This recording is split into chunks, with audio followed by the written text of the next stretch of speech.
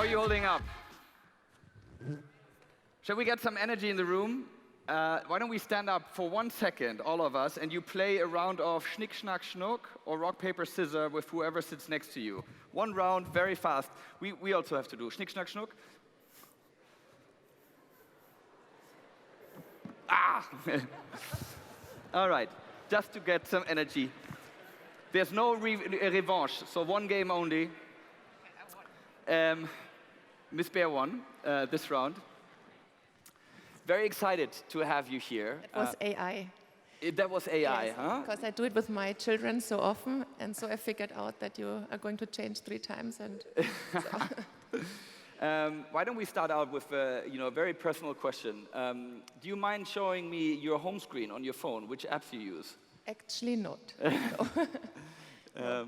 But it's not like sometimes you see on Instagram that they put the same colors all together. So I would prefer if it would work, but it's wild. Wild. And are there like any apps that you, let's say, start the day out with? I read that you have a bit of a system to how you use social media in the morning. Okay, what's my system? That's interesting. I think it was Instagram, if I remember correctly, is the first one that you start to check. One of the first Email ones. was last, right? One of the last things, which is a good move. It depends on the mood. So if you really need to get going, either you do Schnick, Schnack, Schnuck, or you go on Twitter to get the system started if you really want to be annoyed right in the morning.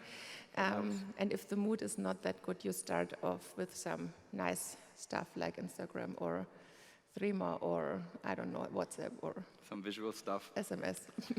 Great, so we have 30 minutes, not all too much time, and we want to speak about 3 broad topics. One is technology and ecosystem development. Secondly, the role that governments can and should play in the development of such ecosystems. And then lastly, we're going to speak about the digitalization of the government itself. There's also Slido. Are you up for taking some questions from the audience in the end? Sure. We have a system, Slido, guys. Just check in your app and you can ask your questions, and then they'll be upvoted and we will see them here. So let's get right into it.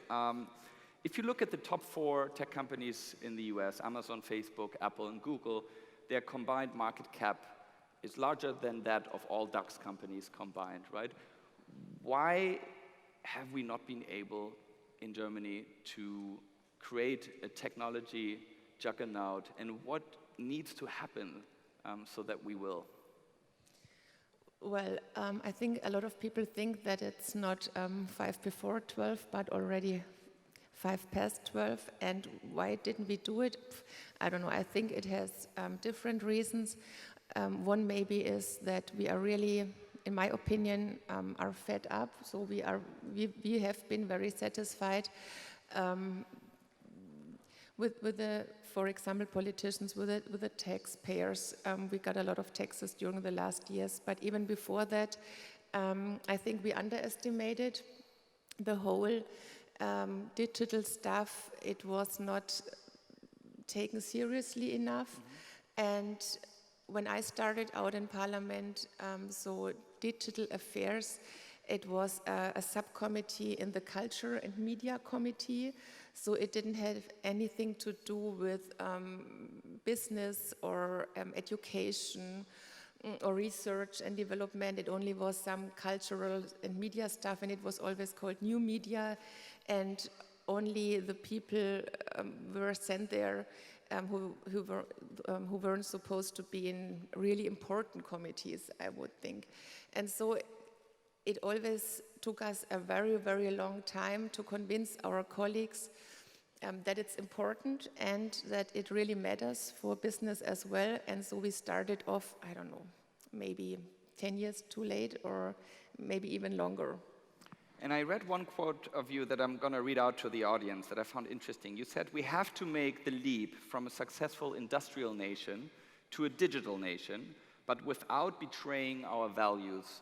We strive for a value-based, ethical digitalization. Lars Hinrichs, who's a famous founder of Zing, he said, either we digitalize as a nation or we will actually become digitalized by others. So are we maybe a little too cautious, too value-driven, too ethical in our approach, especially when it comes to things like AI, biotechnology? Will we be able to effectively compete with this value-based approach? I'm thinking about that very often because I know that quote, of course. And now, when I think that we have a data ethics commission going on at the moment from Parliament, I was really happy about that. And we are going to see the results, I think, in September.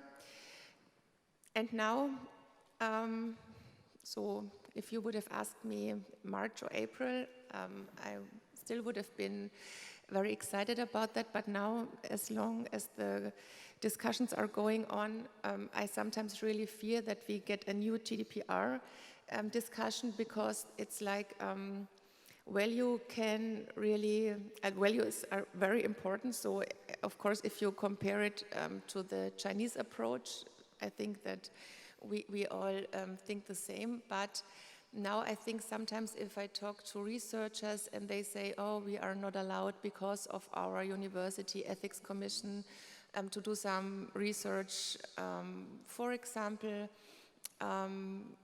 we can do it still in our committees in the United States, but we are not allowed to do it, for example, in Potsdam anymore. If you talk to the HPI, and they are doing research on voices, so that if you listen to the voice, you see is a stroke hitting them in the next 5 minutes or 5 days, and then they are not allowed to work on that anymore because their university ethics commission denies that. So I think, yes, it could be a really problem, and I think it's really important to have a balance there. So on the one side, we can't give up our values, because not in a short term, but on a mid or long term, it's very important for us to have AI not made in Germany or not made in the European Union, but made by all the democratic states. That's very important. But on the other side, if everything stops because you always say, oh no, values are more important than technique. If you don't get the balance, then we are going to suck again. Yeah. You addressed China, and I think one thing I would like to just briefly touch on is a quote. I'm not going to quote it, enough quotes, but Yuval Harari, the writer of Homo sapiens and Homo Deus, he made the point that if we lose out on the war on AI, or the developments on AI, and there will be a superpower in AI, may it be China, that there is huge risk of exploitation of that superpower of all other countries in the world. And he actually compared that to industrial evolution, where those countries that had the steam machine would be able, or would decide to exploit the colonies around the world. And he makes the point that actually the difference between power will be much greater. So the AI superpowers of this world will, be infinitely more power. Do you see there is a theoretic risk at stake also to democracy if there is this second-class world of those who really excel at AI and those who play second league? I traveled a lot this year, and we always talk about what does Germany do, what does Europe do, where are we in a sandwich position between Silicon Valley and China. But what really hit me was when we talked to some leaders, female leaders from different African nations, and they said, we didn't establish anything, so we didn't invent anything, so we have to use what we get from wherever in the world. And they were talking a lot of the questions you just raised. So how can we be involved? What do your countries do that we are not only the users, but maybe producers too, because we don't want to only be consumed all day long. So I think that's what I meant when I said all the democratic states, or the ones not only from G7 or when we had the Christchurch call now after the Christchurch attacks in New Zealand, that we started out to talk about hate speech and other things. And I think the same is with AI too. So who is going, not only which country invents it, which country uses it, but for example, which gender does it? You probably read the discussions that it's AI is too male, that not too many females are working on that, and that's why that's not a gender equality there too. I think those are all the questions which have been raised. Yeah. I would love to just keep on talking on that, but we have a few topics to cover. So let's talk about sort of what you, in your position, and what the government's role is in shaping an ecosystem here and contributing to that ecosystem. And maybe first question off, like, can ecosystems, technology ecosystems, actually be engineered? Is that even possible? So when you look at Silicon Valley and the history of it, was sort of spun out of military research. If you look at some of the other top ecosystems in the world, from New York to London to Tel Aviv, they either have a very strong academic perspective and input, such as Tel Aviv, or there are cities that have industries that are very broad, like New York and London, from the creative to the finance industries, etc. And then you have a city like Berlin that sort of, against all odds, managed to also build a sizable ecosystem, a growing ecosystems, and it happened somewhat without any of these other components. So what are important components, and what can the government actually do in providing some of them to build healthier technology ecosystems? Well, we have a different nation because we have 16 Bundesländer, which are very strong. And what really drives me crazy, that normally if you have some tax money and then 16 prime ministers want to have a bit, so. And so I don't want that everything is concentrated in Berlin, but neither in, sure, I don't know if everyone agrees, but neither in Munich, I even say that coming from Bavaria, or in Hamburg. But I think ecosystems are very important. I answer it in two ways. One is, if you really see that we have some areas which are really strong. I was really impressed, not only where we met at the South by or in different places, but even in Bielefeld at the Hinterland of Things conference, because that was the only region in Germany, OWL, Ostwestfalen-Lippe, who had a growth, in a company growth in the last years, so 1.6% instead of getting down during the last month. And what did they do? So they have a connection between universities, small and medium enterprises, startups, and established old economies like, I don't know, Oetker or Miele or whoever is there in the region. So yes, that's very important. And we have 12 digital hubs in Germany with different approaches, different topics, different themes. One great example is the Unternehmertum in Munich. They have applied AI, so there's really something going on. But on the other side, what does ecosystem mean? So what I really figure out that why do people come to Berlin, for example? One thing is that they don't fear that they have to learn the German language very fast, so that's one asset. The other one is, I know the discussions about our prices, but still housing and rents are not as high as, for example, in San Francisco or Los Angeles. The schooling is better. If you move to Bavaria, even the food is better. So I think we have some really great. I know, I just wanted to know if everyone is still awake. More calories is not always better. The more the merrier. No, but what I really mean is that we have a great ecosystem too with social benefits. Yeah. And it's not only compared with the Silicon Valley prices, but also compared with the right to get a kindergarten place. Not even in the UK you have some benefits like that, and I think that's important too. Yeah. Speaking of countryside, cities, you mentioned rising prices in the cities. Do you think the countryside may actually get a big comeback since prices are rising in the cities?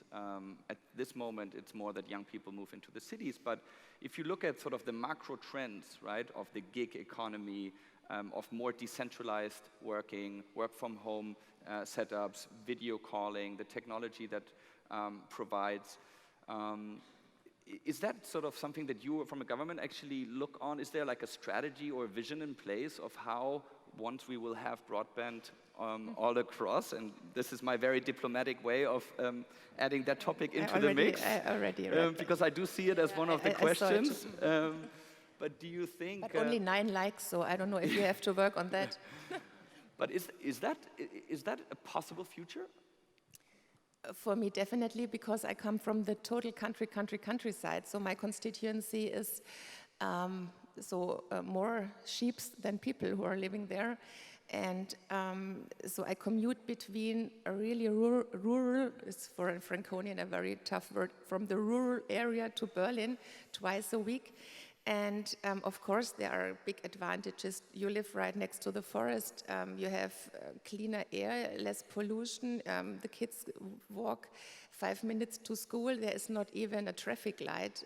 So, of course, people like that. But the most important thing is that it's the time factor. So it doesn't matter if you go by car or bike or train or whatever, if there is a train or a bus or anything else. But like you said, if it's possible to work from home, and is it possible to commute faster to bigger areas? Yeah. And then I think that a lot of people would prefer living on a countryside. Yeah. And that should be possible, and I still really believe in that.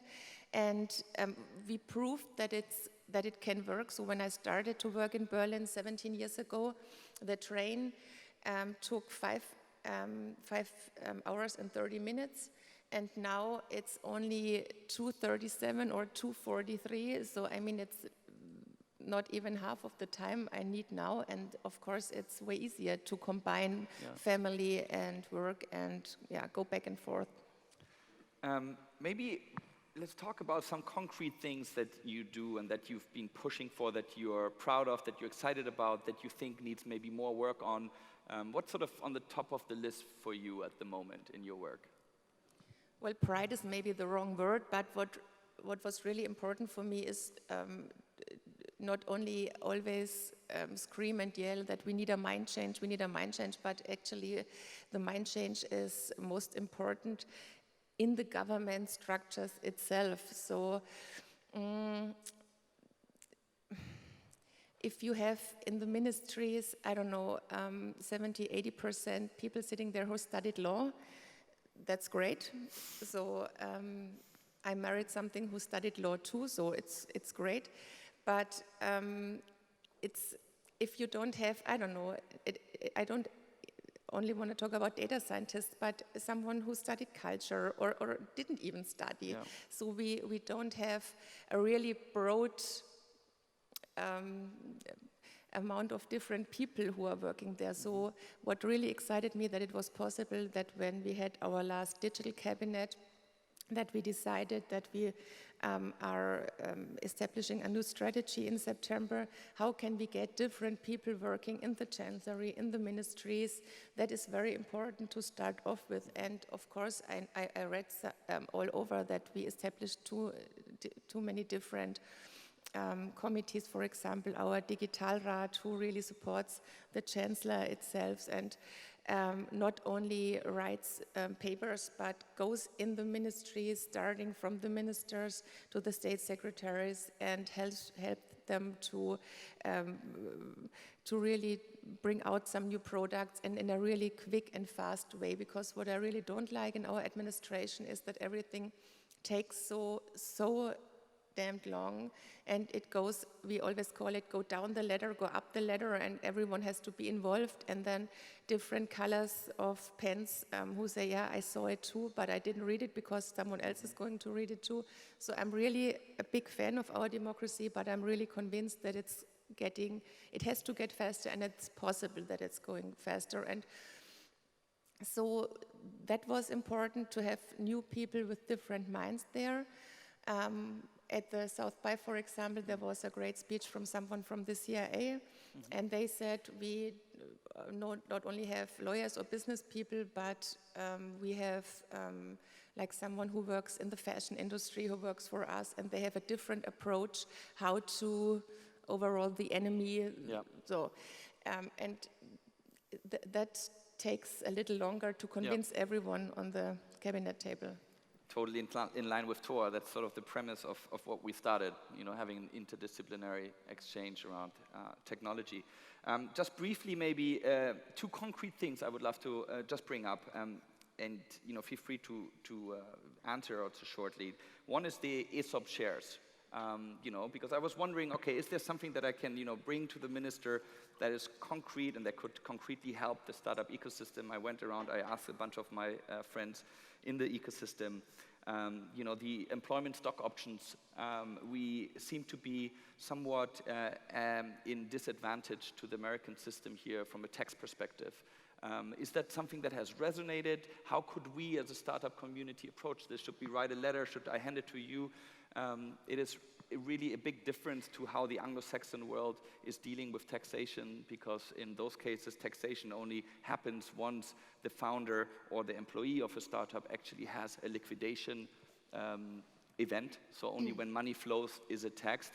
In the German system currently, you're taxed even when the money is not flowing. So as soon as you get the shares, you have to pay for them, but then most people don't have the money to pay for them, and then they have to borrow money to pay for it, and then if maybe the company actually goes bankrupt, which 7 out of 10 startups roughly do, you're in debt for something that actually never has created any value. Of course, you can hand over letters, and I started last year a roundtable in the Chancery with the Ministry of Finance and then in the Ministry of Finance, and when we are there, the talks are great, and they seem convinced, and then you get out of the door and nothing happens. So I think that taxation... Tough one. It's a very tough cookie, yeah, and I really...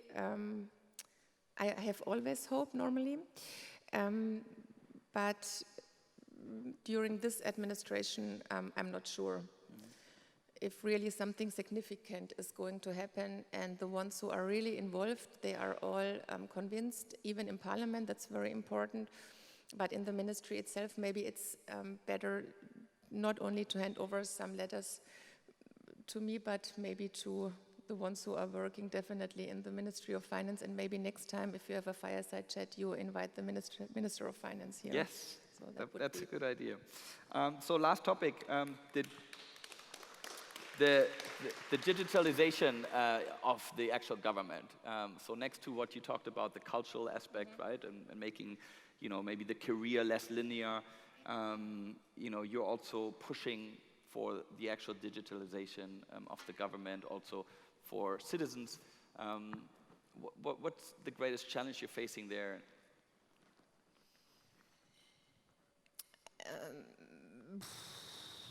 Again... what's your vision? Like, what do you think 10 years from now could be the... At 10 years, it's a very, very long time. The greatest problem is indeed that there are too many vain people. So if I can draw a picture, for example, if we say, okay, that if you need your new license or whatever, and then you have to get it as fast as if you order a book.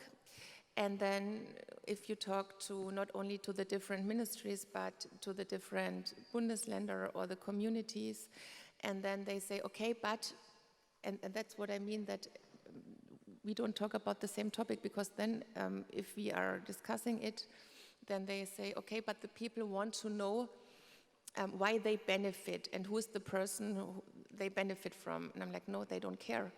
It has to work. And so you have some people say, no, but if it's successful at the end of the process on your desktop, there has to be, for example, they have to read there, okay, because of the minister of XY from Lower Saxony, you have to know that he made it for you. I'm like, no. And I think that's the biggest challenge, that to say it has to work, and it doesn't matter if we are responsible or if one of the Bundesländer is responsible or a mayor is responsible, they don't care. And that's really a hard one, to convince them that they are not important. And not only in 10 years, I mean, we have the so-called OZG, Onlinezugangsgesetz, so we have to have everything done by 2022. And surprise, it's 2020 already next year. So we had a beta version last year that was really great too, to convince the Minister of the Interior that a beta version is okay. And so it's going slowly but surely. Yeah, but I think too many vain people all around, and mostly men. As she looks at me. My last question, and then we take one or two of the audience question. You know, you have a really impressive career. You went to Parliament 23, 24? 24. 24, at such a young age, right? And now you're responsible for a pretty big task and a challenging one.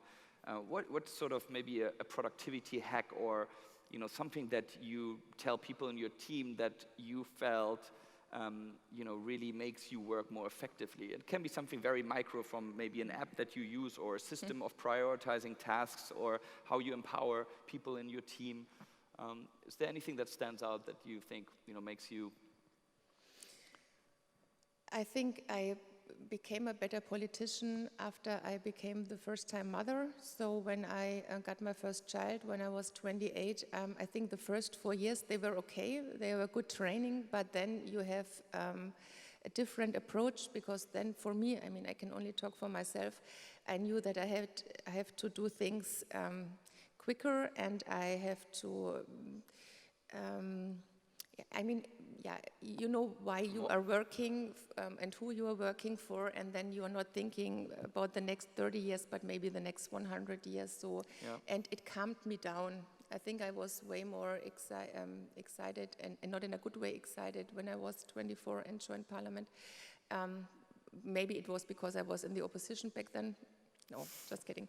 It was very important to see the other side too. But I've heard that before, you start to focus and multitask and become more organized. And if you are a mother, and if you have 3 kids, there is no time to really get mad about unimportant stuff. Yeah. So, and I want my things done, and I want to have my family, and I think I try to do that each day. And I think the most important thing is to know that you can't plan anything.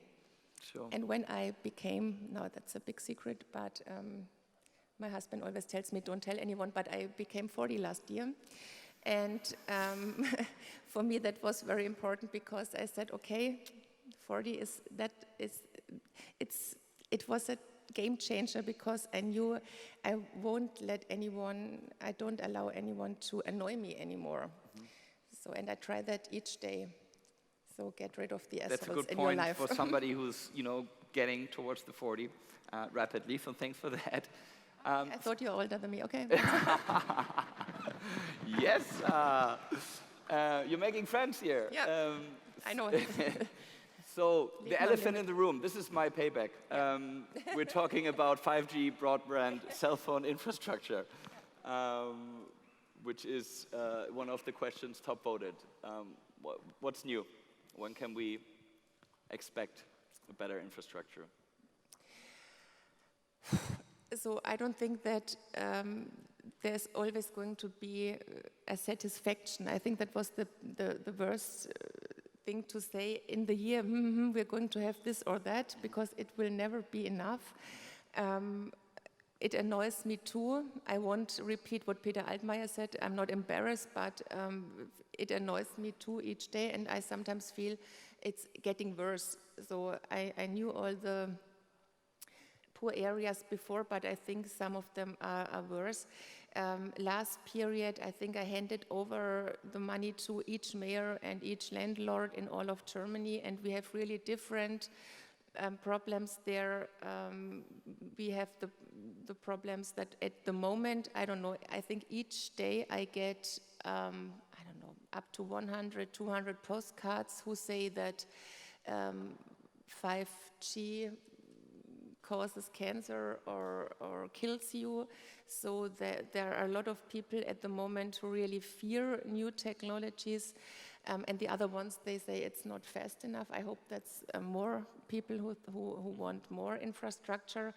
But I don't want to promise anything anymore. We had the 5G auction now, and I think that can help us to get at least 4G.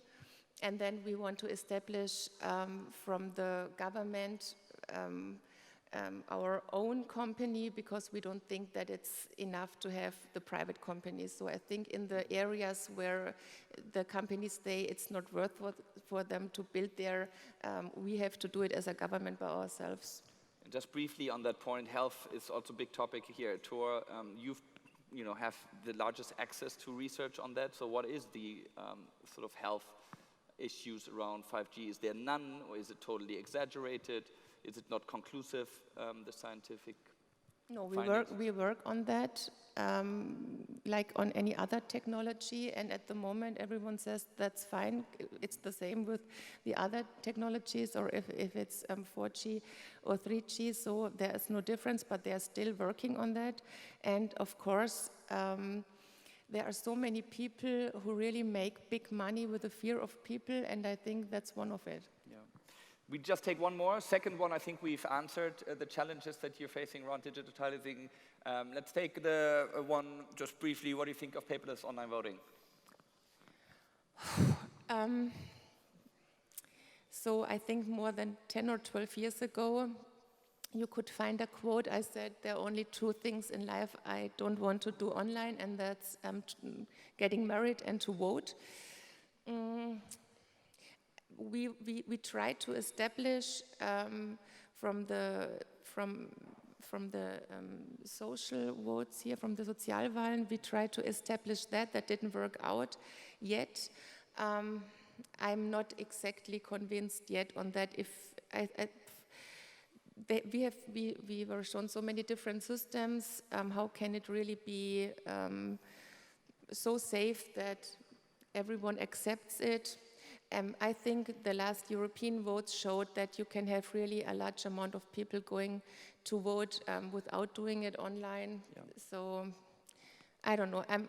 Actually, I can't give you an answer. I don't want to say it's never coming or it doesn't have to come. I think we need some more discussions on that. Unfortunately, we're running out of time. Such great questions left. But you're around for a little bit. We're going to take a tour. If there's something totally urgent, pressing, you can approach me or Isa, and maybe we can relay a question to you. Thank you so much for coming. Give a big applause for Ms. Dorothee Bär. Thank you. Danke.